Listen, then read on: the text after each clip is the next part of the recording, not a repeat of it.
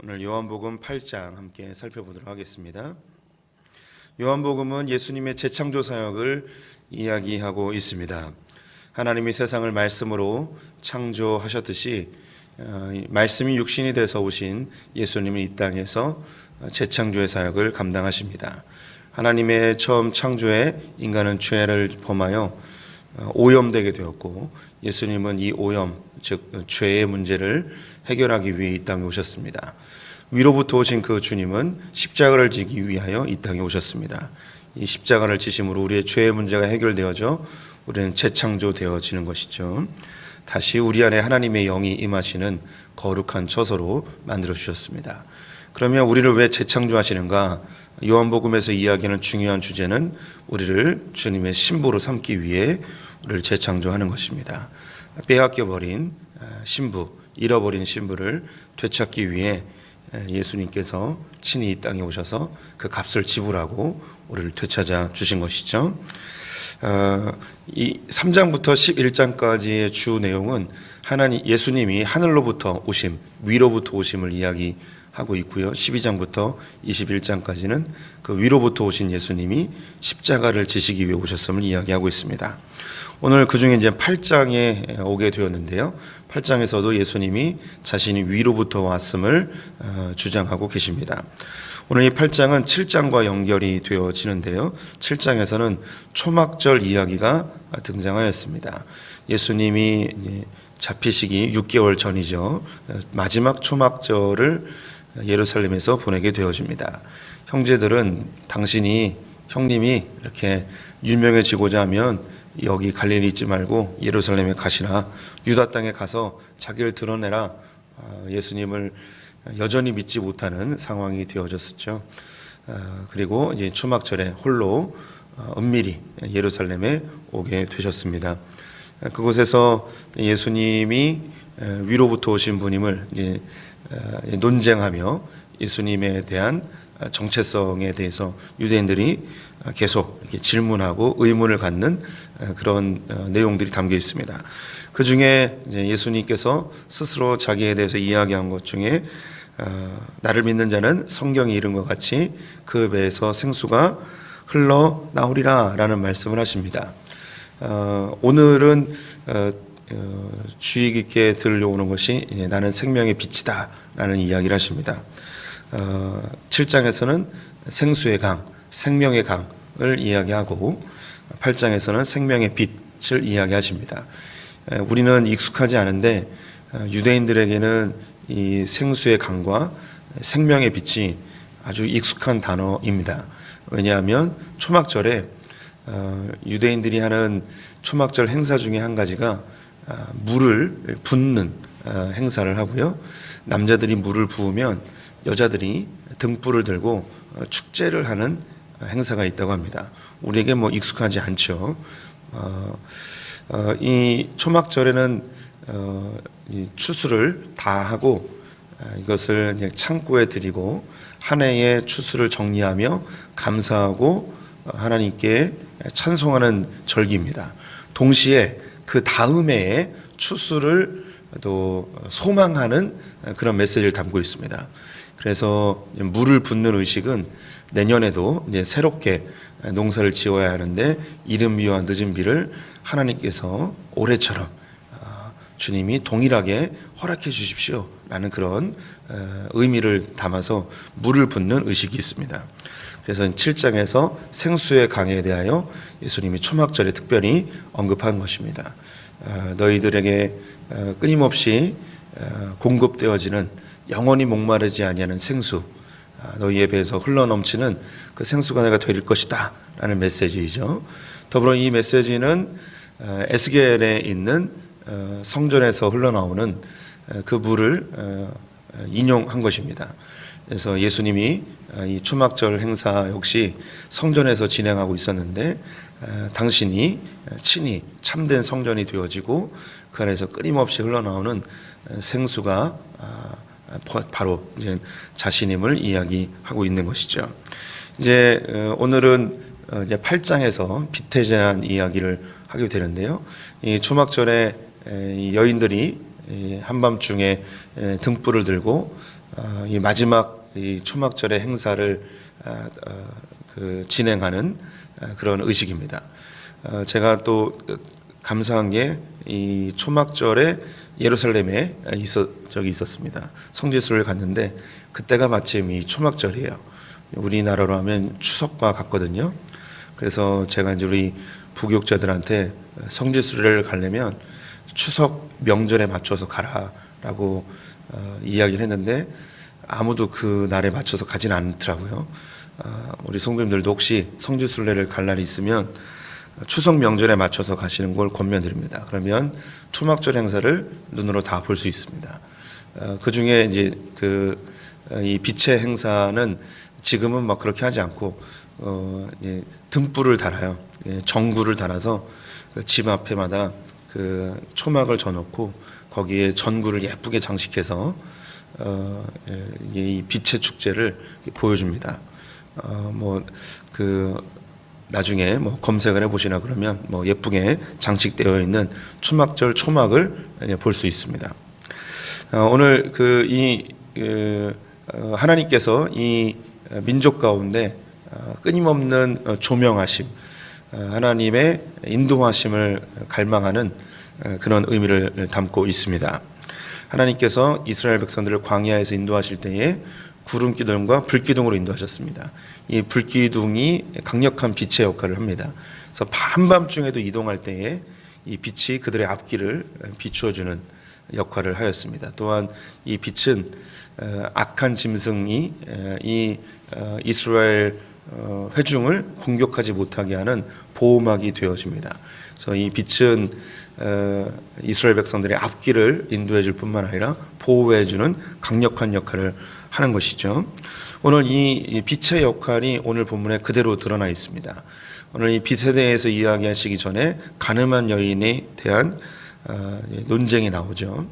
가늠한 여인을 예수님 앞으로 끌고 옵니다. 그런데 이때 이제 1절을 다시 보시면 다 각각 집으로 돌아가고 예수는 감난산으로 가시니라. 아침에 다시 성전으로 들어오시니 백성이 다 나아오는지라. 앉으사 그들을 가르치시더니 예수님이 이제 초막절을 맞이해서 예루살렘에 왔고 제자들은 미리 와 있었습니다.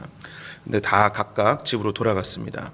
근데 예수님은 혼자 다시 감난산으로 가셔서 한밤중에 기도하신 것으로 보입니다.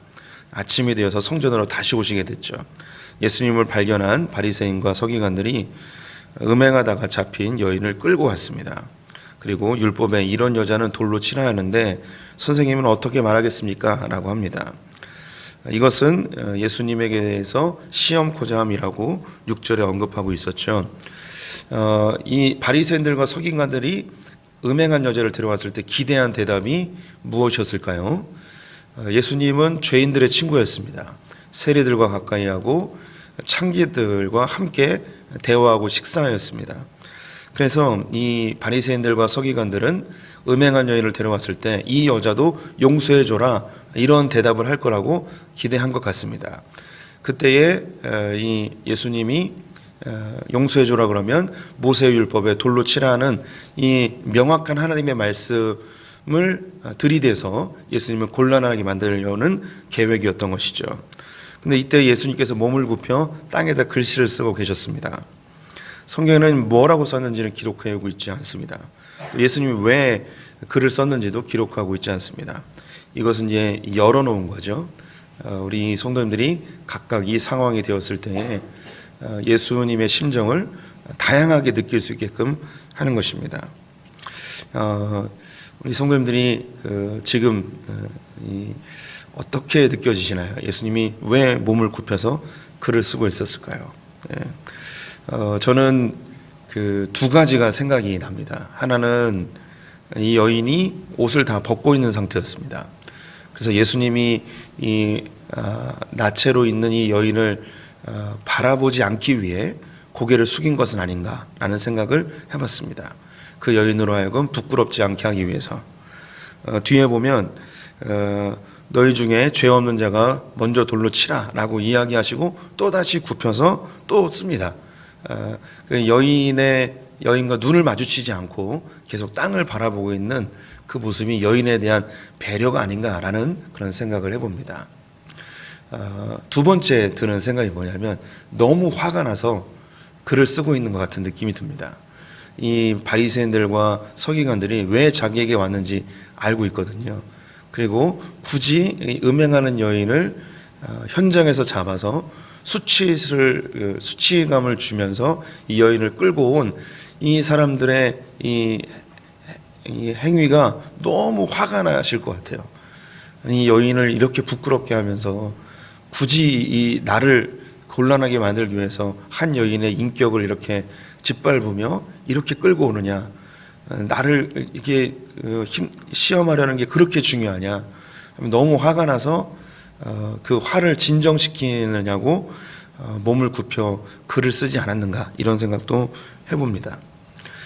우리 성도님들도 너무 화가 나면 그냥 아무 말 없이 딴짓할 때도 있잖아요. 예. 아니시죠? 그냥 뭐 바로 화를 내시는 분들도 있을 텐데, 예. 아마 이게 자기 성향대로 이렇게 그 해석을 하는 것 같아요. 제가 이걸 보면서 떠오르는 게, 제가 대학생 때 여동생이 고등학생이었거든요. 고3이었는데 공부는 안 하고 얘가 그 데이트를 하는 거예요, 남자랑. 저한테 딱 걸렸어요. 그래가지고 한밤중인데 제가 제 여동생 손을 잡고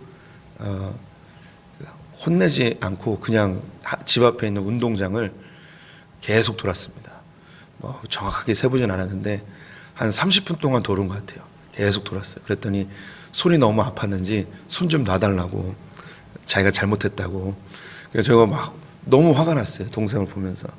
근데 때리지도 못하고 혼내지도 못하고 뭘 말할 수가 없어가지고 그냥 손 잡고 그냥 계속 걸었습니다.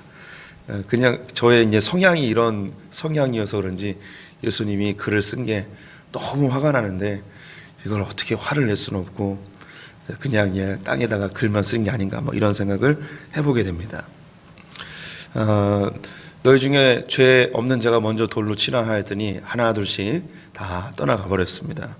그러자 예수님께서 그 여인에 대해서 하는 이야기가, 너를 고발한 자들이 다 어디 있냐, 나도 너를 고발하지 않겠다라고 하시면서 중요한 얘기를 하시죠.